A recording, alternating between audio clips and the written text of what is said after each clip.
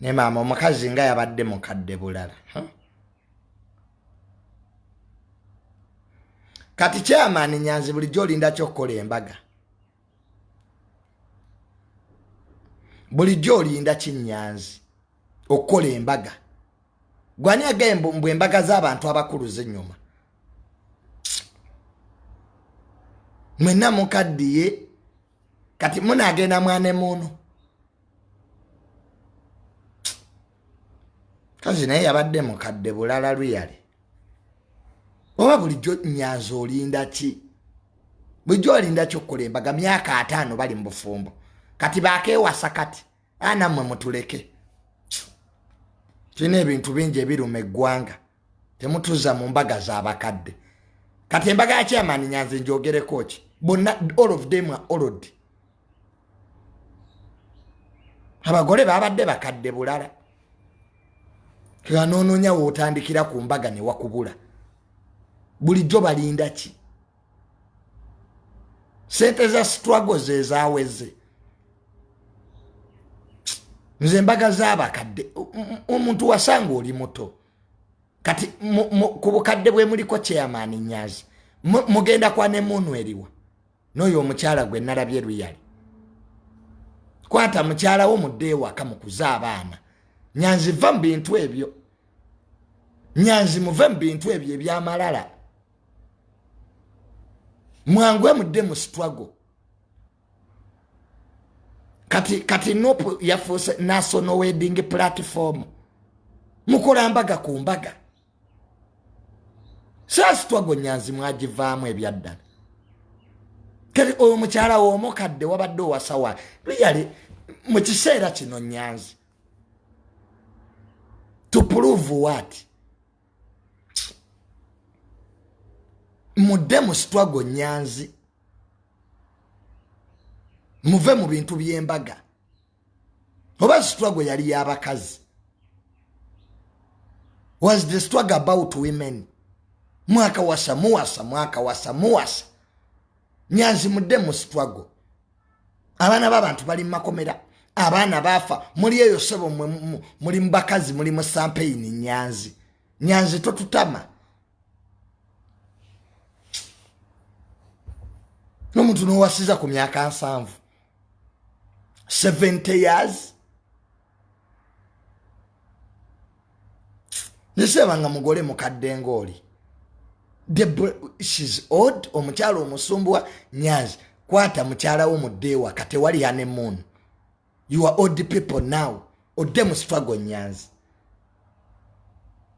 Mumubeera mu mbaga buli kiseera mu mbaga. Kati yafuka national wedding platform. Ebyokujjako mu 7 mwabivaako. Mwatandika mu free dictator. Kati muli mu free wedding. Nyanzi mutuleke. Tulina obulumi ku mitima. Abaana bafutu soja bakyali makomera. Abaana b'abantu bafudde. Muli mu mbaga muli mu kulya Nyanzi. What are you celebrating?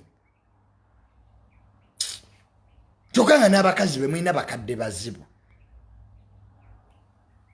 Kati ku myaka 7 Nyanzi gy'olina 70 years wabadde owasiza kiruyali. To prove what? Namwe mulimba nnyo. Tewabaddewo kintu kiri exceptional ku mbaga.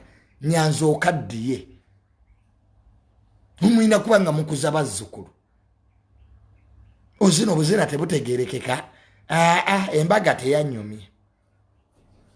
Tekwabaddeko kyamaanyi. Mudde mu situlwaggo. Obe sente zaawera mutugambe nti struggle yali yambaga. Nagenda okulaba ononyeko Derek naye alina omukazi mu bannange.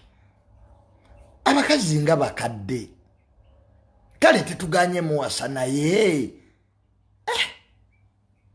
Mulinga ababajja mu katale keekamu. Old women. Oba you are doing it for fun. Nedda. No. Kati muli mu free wedding. Kati Museveni mwamuvaako. Wano Museveni yakolako embaga mu nsiko.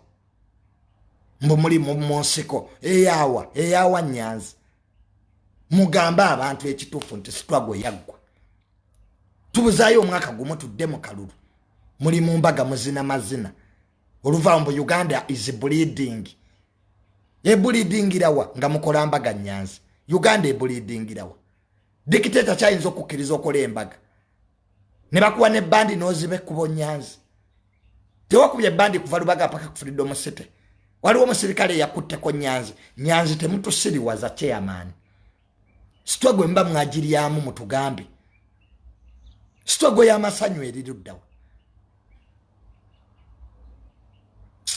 mubeera mu kuwasa mubeera mu kufumbirwa pati eringa ey'abakazi kati struggle yadda mu magulu g'abakazi muli mu bushi muli mu nsiko between women legs kati Nyanzi ogenda kwa ne munu ku myaka gyo Nyanzi Nyanzi answer miko oli kuno chairman ogenda mwane munu gwe chairman ku myaka gyo luyali eswaza bweswaza kati oyo mukyalo oyinza omutwala mwane munu no let us be sincere Nyanzi chairman Bobi Wine principal tukoye embaga zammwe oba ebyakuvuganya mu 7 mwabivaamu mukome omutugambe ne muzunga ku nnyonyi we mutaba ku nnyonyi mubakumbaga we mutaba ku nnyonyi mubakumbaga kati struggle ya nnyonyi every time mubeerawo bye muse national unity wedding NUP kati yafuka national unity wedding